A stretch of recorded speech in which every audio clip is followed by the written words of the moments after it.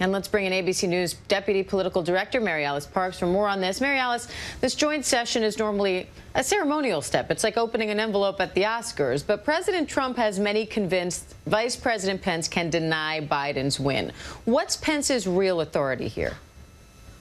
Yeah, good morning, Diane. Look, the president is making claims that are just not backed up in law nor the Constitution. The vice president does not have the authority of a judge here. He will be, like you said, presenting. He'll be presenting vote totals. First, the vote totals from the states, the Electoral College vote totals, and then if some senators do in fact object, along with those Republicans from the House, there will be debates and votes in the Congress, and he will be presenting those vote totals of the final debates in the joint session. We know that Democrats and Joe Biden have the votes to solidify Joe Biden's Electoral College win from November. You know, I think it's worth taking a step back here, though, that both the federal law around the Electoral College, as well as the basics of the Constitution, put the power of running elections in the states. And I'm old enough to remember when Republicans and conservatives actually stood for giving more power to the states to run business the way they saw fit, even in situations where the Constitution is more ambiguous. But the Constitution is not ambiguous here. It says that states can decide how to run their elections as long as they follow federal law.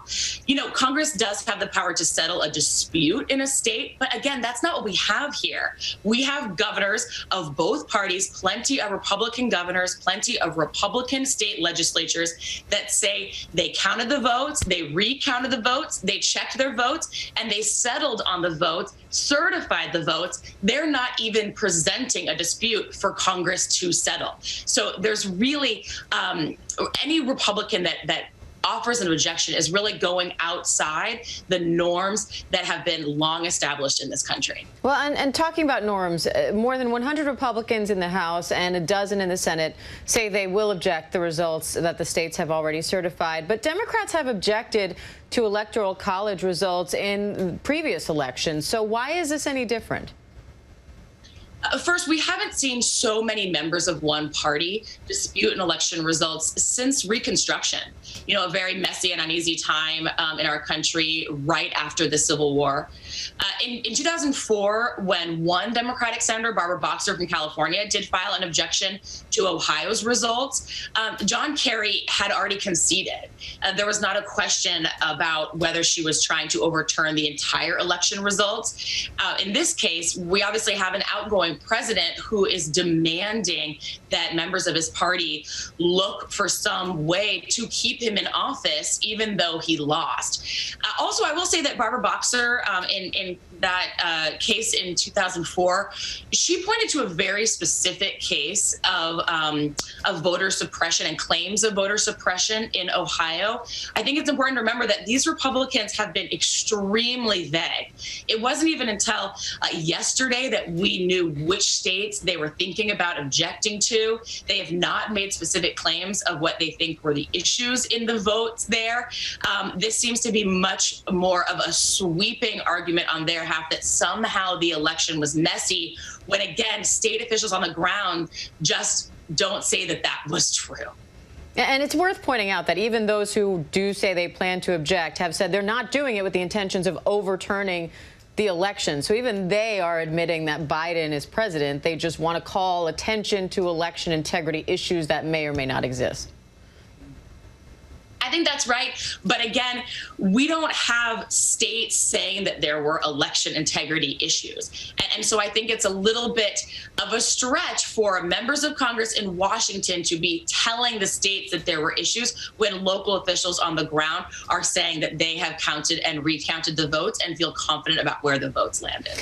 So let's talk about last night's elections in Georgia now. How significant is Warnock's win, and how significant is it that we're still awaiting this other race too close to call? Yeah, you heard Steve Osunsomny there talk about how Warnock is making history. You know, the first Black man elected to the U.S. Senate from the state of Georgia. He had a really powerful speech last night where he said the 82-year-old hands that used to pick someone else's cotton went to the polls and picked her youngest son to be a United States senator. Incredibly powerful that of all the men to make history in this way from Georgia, you have the pastor who is standing at MLK's pulpit on Sunday, who's the one who will take this step as Georgia's first Black senator this year. You know, I think that it's a big moment for Democrats who have long said that if they could get Black voters out to the polls in a significant way, they would be able to flip the state blue. We're seeing evidence that that might be true. Georgia does have one of the country's largest African-American populations. You know, I think that this is also a sign that the state of Georgia is just changing politically. We've seen huge booms in the Atlanta metro area. It's not just the Black population, also the Hispanic population, the Asian American population, young voters, and some traditionally conservative suburbs that have just run away from Trump and the Republican Party. And the remaining race in Georgia, as we said, and we can't make this more clear, it is still too close to call. But Democrat Jon Ossoff seems to be trying to portray some confidence, saying that, you know, when the votes are counted, they think they'll come out on top. He gave a little bit of what sounded like a premature victory speech this morning. So hypothetically, if Ossoff does win, that makes the Senate a tie. It's 50-50 in terms of control. The vice president then becomes the tiebreaker. How unusual is it to be in that position, and what does that do for the Biden administration? Yeah, it's incredibly unusual.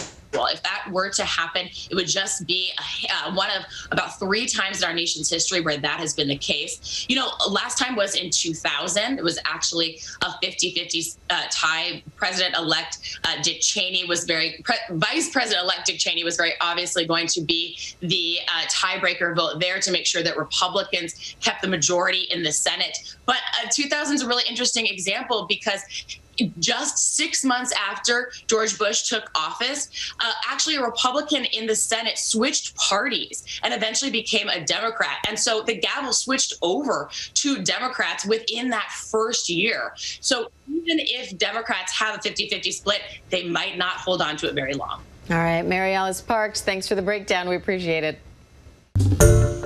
Hi, everyone. George Stephanopoulos here. Thanks for checking out the ABC News YouTube channel. If you'd like to get more videos, show highlights, and watch live event coverage, click on the right over here to subscribe to our channel. And don't forget to download the ABC News app for breaking news alerts. Thanks for watching.